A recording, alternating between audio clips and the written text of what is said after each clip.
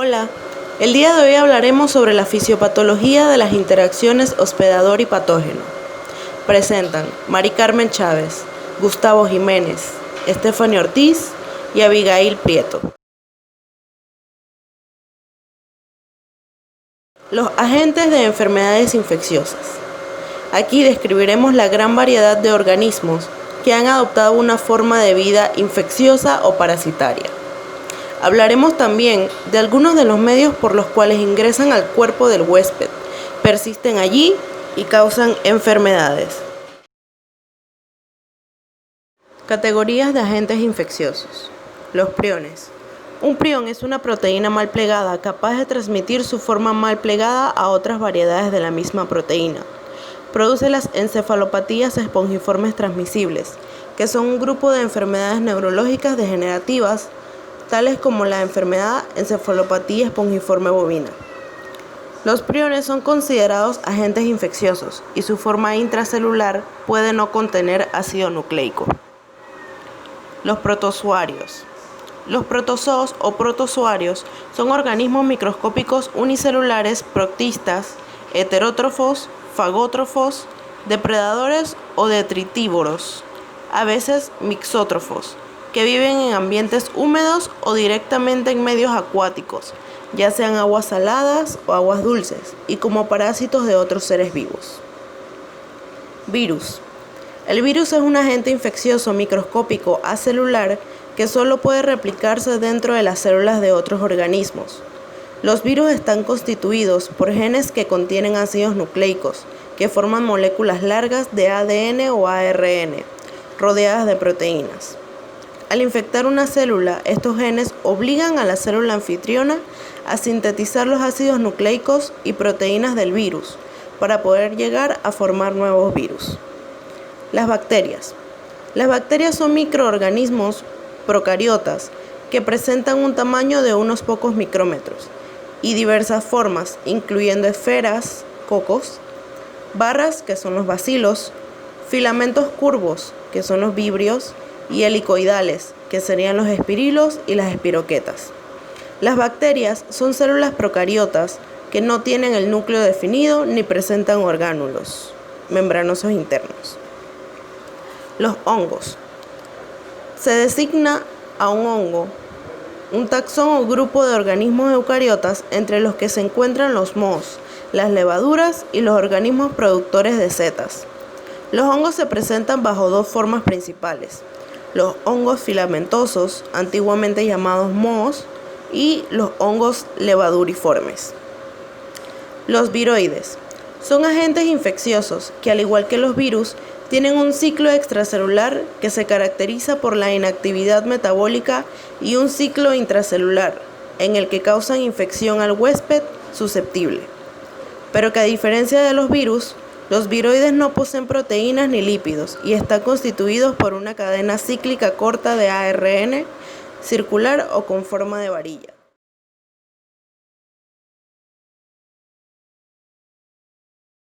Los factores de virulencia son utilizados por los microorganismos patógenos, como lo son bacterias, virus, protozoos, parásitos intracelulares y hasta los mismos vectores o artrópodos. Estos lo utilizan cuando logran entrar al hospedero. Les da cierta capacidad de persistencia y crecimiento exitoso dentro de los huéspedes por medio de la evasión de la respuesta inmune. Hay 6 tipos de este método y estos serían adhesión, invasión, evasión, toxigenicidad, citotoxicidad, mutagénesis y oncogénesis. Como primer punto tenemos lo que es la adhesión. Este es un mecanismo ligando adhesinas del agente con unión a los receptores en las membranas de las células.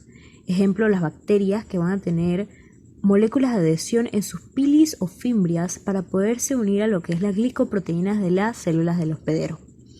Los virus, por otro lado, tenemos el ejemplo del FIV, logrando adhesión a astrocitos y linfocitos que tengan CXCR4 con unión a la proteína CD134 del mismo virus.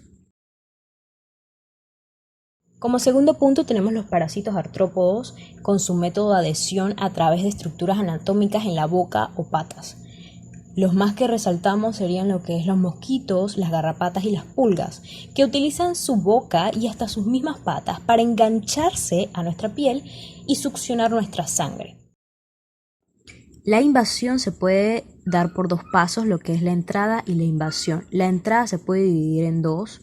Dependiendo de la bacteria, algunas pueden secretar enzimas que pueden infringir la membrana celular por medio de fosfolipasas y otras van a comenzar a digerir el tejido conectivo a través de proteasas y elastasas. Por último paso tenemos lo que es la invasión por medio de las integrinas, donde por ejemplo bacterias como la Yersinia utilizarán estas integrinas para mantenerse en los macrófagos el tiempo que quieran y sobrevivir y así diseminarse sistémicamente. Segundo mecanismo tenemos lo que es la invasión a través de vectores. Esto lo utilizan microorganismos como lo son la babesia, las rickettsias y hasta algunas espiroquetas. Invaden lo que es al hospedero final, al hospedero accidental y hasta sus mismos vectores.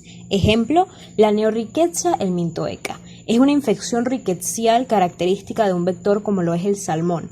El salmón se va a infectar a través de la ingestión o transmisión cutánea de una cercaria. Esta va a desarrollar huevos dentro del salmón y al ingerirse el mismo salmón va a causar una enfermedad fatal al perro, causándole una sintomatología que puede causar hasta la muerte. Como siguiente punto tenemos lo que es la evasión. Es un mecanismo muy utilizado por lo que es bacterias y protozoos en sí cuando hay una respuesta inmune de parte del hospedero. Las bacterias van a utilizar distintos mecanismos, por ejemplo, la movilización. Aquellas bacterias que tengan flagelos los utilizarán para poder moverse a través del fluido y evitar a los macrófagos. Otras van a tener lo que es slime. Es una pequeña cápsula de polisacáridos que las van a recubrir y va a ser un escudo para la respuesta inmune. Otras van a tener lo que es la proteína A con una unión a la parte cristalizable de anticuerpos IgG, bloqueando lo que es el llamado de otros anticuerpos a través de interleucinas y citocinas. Por último tenemos lo que es el bloqueo del complemento a través de algunos receptores que así evitarán lo que es la lisis celular. Y los protozoos van a tener lo que es antígenos que ayudan a evadir la respuesta inmune.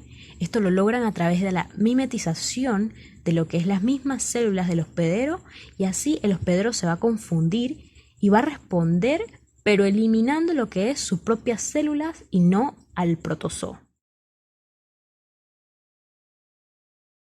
La toxigenicidad es causada por bacterias, por ejemplo, gram negativas y gram positivas.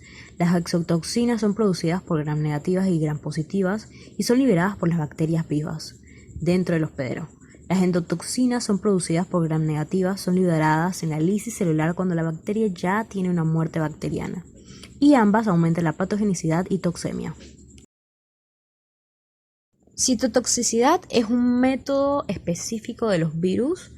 Puede haber dos métodos. Primeramente, la infección lítica es cuando el mismo virus prefiere la lisis para poder liberar rápidamente partículas virales y así causar una virulencia en todo el hospedero.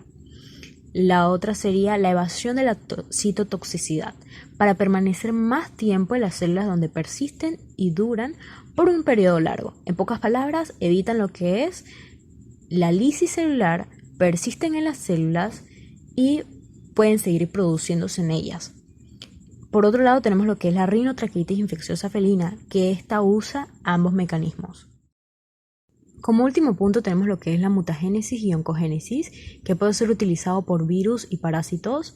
Los virus tienen dos maneras. La indirecta principalmente es inducir la inflamación, incrementar dramáticamente las células del huésped y esto incrementará la materia prima donde pueden actuar las células mutagénicas naturales de la gente, causando así un tumor.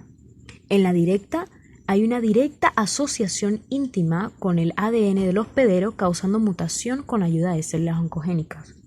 Por otro lado, tenemos lo que es el parásito, el Spirocerca lupi, evolucionando en un fibrosarcoma o osteosarcoma en el esófago.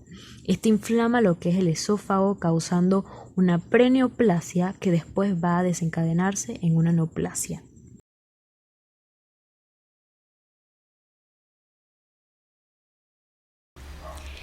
La inmunidad innata. La inmunidad innata constituye la primera línea de defensa frente a agentes extraños. Esta es considerada como menos evolucionada y específica que la adaptativa, ya que el mismo mecanismo actúa frente a diferentes agentes. Además, en exposiciones repetidas de una molécula o agente extraño, se desencadena una respuesta similar y con la misma intensidad que en las anteriores, pues es decir que la inmunidad innata carece de memoria inmunológica. El hecho de ser una respuesta menos evolucionada y específica está compensado pues por la rapidez en que la inmunidad innata responde frente a un agente extraño. Y pues también porque la intensidad no está ligada a un contacto previo con el agente extraño. La inmunidad innata, su objetivo específico es evitar la instalación del proceso infeccioso, pues si este se produce, dicho mecanismo inmunitario logra establecer un ambiente para que se desarrolle una respuesta adaptativa. Algunos de estos mecanismos efectores de defensa de la inmunidad innata están compuestos por células que cumplen funciones defensivas como fagocitosis y citotoxicidad, y factores solubles como citoquinas, quimoquinas, interferones, complemento, etc., que controlan y destruyen los microorganismos que logran ingresar. Estos mecanismos, si bien son generales y durante mucho tiempo se consideró como inespecíficos, pero gracias a muchas investigaciones, hoy se sabe que cumplen un mecanismo de reconocimiento acoplado a sistemas de señalización intracelular que permiten identificar el tipo de agente patógeno que está ingresando a la célula. Esto permite que se dé la activación de una respuesta rápida y efectiva contra el microorganismo, además de definir el perfil de respuesta inmune adaptativa que se generará contra el agente patógeno si éste logra sobrepasar la primera línea de defensa, que son consideradas como las barreras. Barreras de las superficies corporales. Existen barreras tanto físicas, químicas como biológicas en la superficie corporal y en los aparatos respiratorio, digestivo y urogenital, cuya función es tratar de evitar la entrada de patógenos. Estos mecanismos y sus componentes pues actúan de forma constante. Algunas de estas barreras, por lo menos en el ojo tenemos lo que es el parpadeo y el lagrimeo. En el aparato respiratorio tenemos la tos y estornudos, los hilos de la tráquea, agentes surfactantes, mucus y microbiana autóctona. En el pelo y la piel tenemos lo que es la integridad, la descamación, la desecación, ácidos grasos, pH y microbiota autóctona. En el tracto gastrointestinal, la saliva, vómitos, sales biliares, peritaltismo, mucus, pH y microbiota autóctona. Y en el aparato urogenital, mucus, pH y la microbiota autóctona. Ahora les hablaré un poco sobre la fiebre y el secuestro de hierro, que pues ciertos autores la consideran como una barrera fisiológica sistémica que pertenece a la inmunidad innata. Bueno, la fiebre es pues la elevación del valor de referencia de la temperatura corporal en respuestas a ciertas citocinas pirógenas que actúan sobre el hipotálamo a través de receptores que estimulan cambios en este valor o en el valor normal. Durante la fiebre, el hipotálamo ajusta esos procesos para mantener la temperatura del núcleo corporal en un valor de referencia y un poco más alto, que pues el mismo se le conoce como el valor de referencia. Este valor pues, es establecido por medio de la frecuencia de generación de potenciales de acción en las neuronas termorreguladoras del hipotálamo. Algunas citocinas pirógenas pues, que estimulan a que se dé el aumento de la temperatura son la interleucina B1b, el factor de necrosis tumoral, el interferón 1,2 y 1,6. Ahora voy a hablarles un poco sobre el secuestro de hierro. El hierro es un componente o cofactor de muchos sistemas enzimáticos bacterianos. Pues la mayor parte del hierro en los tejidos del huésped, que de otro modo podría estar disponible para que las bacterias puedan realizar sus actividades enzimáticas, los encontramos en proteínas de unión de alta afinidad como son la transferrina y la lactoferrina. Por necesidad, las bacterias han desarrollado mecanismos muy eficientes para eliminar el hierro de estas proteínas de unión. Por lo tanto, pues es considerado como un antiguo mecanismo de defensa antimicrobiano que implica el secuestro de hierro de los invasores bacterianos que lo necesiten, pues para así que no se permita que los mismos puedan realizar sus actividades enzimáticas. Anticuerpos naturales. Los anticuerpos o moléculas de inmunoglobulina son glicoproteínas producidas por células del sistema inmunológico que se unen y neutralizan selectivamente moléculas extrañas o partes de moléculas, pues que estas son denominadas antígenos. Estos anticuerpos preexistentes, también denominados como anticuerpos naturales, se pueden encontrar en el cordón umbilical, en la sangre del cordón umbilical en el caso de los humanos, y por lo tanto puede surgir espontáneamente sin necesidad de exposición previa a patógenos o a la flora normal. Hay varias clases o isotipos de inmunoglobulinas o que son consideradas como los anticuerpos naturales, como son la inmunoglobulina A, la D, la G y la M, pues que en su mayoría se encuentran lo que son las inmunoglobulinas M. Los anticuerpos naturales tienden a ser polirreactivos frente a una amplia gama de estructuras conservadas filogenéticamente, como lo son los ácidos nucleicos, algunos carbohidratos y los fosfolípidos.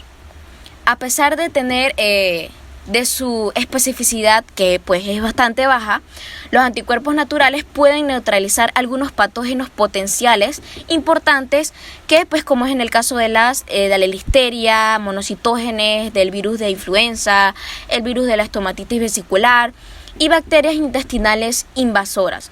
Por lo tanto, los anticuerpos naturales desempeñan un papel muy importante en la inmunidad innata. Bueno, ahora hablaremos un poco sobre la fagocitosis. La fagocitosis es un mecanismo inmunitario innato efectuado por neutrófilos y macrófagos que son capaces de detectar, ingerir y destruir antígenos. La fagocitosis cuenta por varias etapas. Primero tenemos lo que es la quimiotaxis, que se da la atracción de fagocitos por agentes quimiotácticos como lo son factores de complemento, derivados de fibrinógeno, alarminas, defensina y quimioquinas, que las mismas pues son elaboradas por macrófagos y otras células. Luego tenemos lo que es la adhesión del antígeno a receptores presentes en los fagocitos, como los receptores tipo TOL, los receptores de manosa, de opsoninas, ciertos factores de complemento, también de fibronectinas y de colágeno. Luego tenemos lo que es la ingestión del antígeno mediante su inclusión en una vesícula intracelular conocida como fagosoma. Después de esto viene lo que es la fusión de los lisosomas con el fagosoma, donde dan el lugar a la fagolisosoma. Después viene lo que es la destrucción del antígeno mediante potentes radicales oxidantes y la acción pues de las moléculas antimicrobianas como lisosimas, hidrolasas, proteasas, etc. Después vienen los que son los macrófagos y neutrófilos activados, convierten las moléculas de oxígeno en compuestos reactivos oxidantes de acción microbiana. Hay algo muy importante porque solo los macrófagos activados originan derivados de óxido nítrico, que pues los mismos son muy tóxicos para la gente o en este caso las bacterias. Y por último viene lo que es la expulsión. Se da la expulsión tras la destrucción del material extraño. También pues los macrófagos pueden presentar los péptidos procesados unidos a los linfocitos específicos, linfocitos T específicos. El sistema de complemento. El sistema de complemento es un componente fundamental de los sistemas inmunitarios innatos y el adquirido. Este consta de más de 30 proteínas diferentes que están presentes tanto en el plasma como en las superficies de las células. Estas proteínas se pueden denominar con los prefijos C, B, D o P. En la presencia de componentes microbianos, el complemento se activa de forma innata por la vía alternativa o por la vía de las lectinas. También se puede activar por la formación de inmunocomplejos. La activación del complemento produce rutas enzimáticas en cascada que finalizan con la formación de complejos de ataque a membrana sobre la superficie del patógeno y así su destrucción. Una de las características muy importantes es que Las deficiencias en alguno de los componentes del sistema de complemento ocasionan mayor susceptibilidad a las infecciones, como lo son pues la deficiencia autosómica recesiva del C3, descrita en algunos perros de la raza bretón español. Otra de las características muy importantes es que la activación del complemento también desempeña un papel fundamental en la inflamación, también en la regulación del sistema inmunitario adquirido y en el mantenimiento de la homeostasis. La defensa inmune adaptativa está constituida por mecanismos existentes antes de que se desarrolle la infección. Producen respuesta rápida a los microorganismos. Los componentes principales son barreras físicas y químicas, células fagocíticas, células citósidas naturales y proteínas sanguíneas. La inmunidad adaptativa, también llamada específica o adquirida, se estimula tras la exposición de agentes infecciosos. Discrimina entre diferentes microorganismos y sus componentes principales son los linfocitos y sus productos. Antígeno es cualquier sustancia que provoca que el sistema inmunitario produzca anticuerpos contra sí mismo. Esto significa que su sistema inmunitario no reconoce la sustancia y está tratando de combatirla. Un antígeno puede ser una sustancia extraña proveniente del ambiente, como químicos, bacterias, virus y polen. También se puede formar dentro del cuerpo. Anticuerpos y respuesta inmune humoral. La inmunidad humoral es el principal mecanismo de defensa contra los microorganismos extracelulares y sus toxinas, en el cual los componentes del sistema inmunitario que atacan los antígenos no son las células directamente, sino las macromoléculas, como anticuerpos y proteínas del sistema de complemento. La estructura y función de los anticuerpos. El anticuerpo es una herramienta para la defensa de las células huésped, es decir, las células del organismo, que se pueden ver atacadas por agentes patógenos como el virus y las bacterias. Los linfocitos que producen los anticuerpos se llaman células B. La estructura del anticuerpo consiste en 2 cadenas ligeras y 2 cadenas pesadas, y en su extremo existe una región hipervariable. La región hipervariable es la que cambia de un anticuerpo a otro y permite tener una gran diversidad de anticuerpos que podrán responder a la enorme variedad de antígenos. Deficiencias hereditarias de inmunoglobulina. La carencia selectiva de inmunoglobulina suele ser hereditaria. Provoca una concentración baja de un tipo de anticuerpo, aunque los niveles de otras inmunoglobulinas sean normales. Existen varias clases de inmunoglobulina, como la inmunoglobulina A, la D, la E, la G y la M. Cada clase ayuda a proteger al organismo de las infecciones de un modo diferente. Consiste en una concentración baja de cualquier clase de inmunoglobulina, pero la más afectada es la inmunoglobulina A. Enfermedad por complejos inmunes. Enfermedad autoinmunitaria cuyo mecanismo es la hipersensibilidad tipo 3 a medida por complejos inmunes. Los complejos inmunes solubles se forman en la circulación por la interacción entre un antígeno soluble y un anticuerpo específico, pudiendo depositarse en las paredes vasculares de prácticamente cualquier punto del organismo. Esto conduce a la activación local de los leucocitos y complementos, lo que provoca una lesión tisular que por tanto solo refleja el antígeno.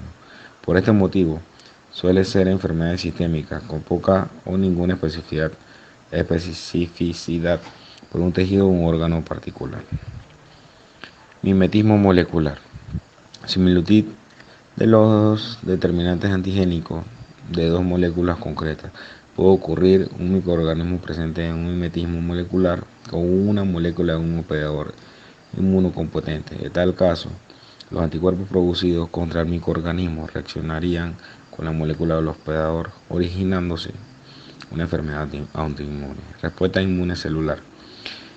La inmunidad celular es la respuesta específica en la que intervienen los linfocitos T en la destrucción de los agentes patógenos. Los linfocitos T atacan y destruyen las células propias tumorales infectadas. Trastornos hereditarios de la inmunidad celular. Estos trastornos genéticos de los linfocitos B son el tipo más frecuente de inmunodeficiencia primaria y explican el 70% de todos los casos.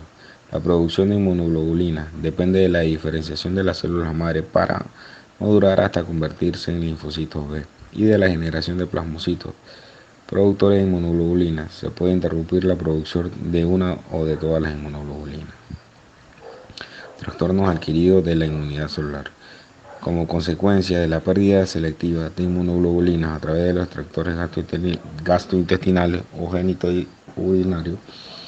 Esto sucede con las personas con síndrome nefrótico, que debido a la filtración glomerular anormal pierden la monoglobulina A y la G por la orina. Superantígenos y enfermedades. Son una clase de antígenos que provocan una activación excesiva del sistema inmunitario. Específicamente, provoca activación no específica de las células T, lo que resulta en una activación policlonal de las células T en la liberación de las citomasivas.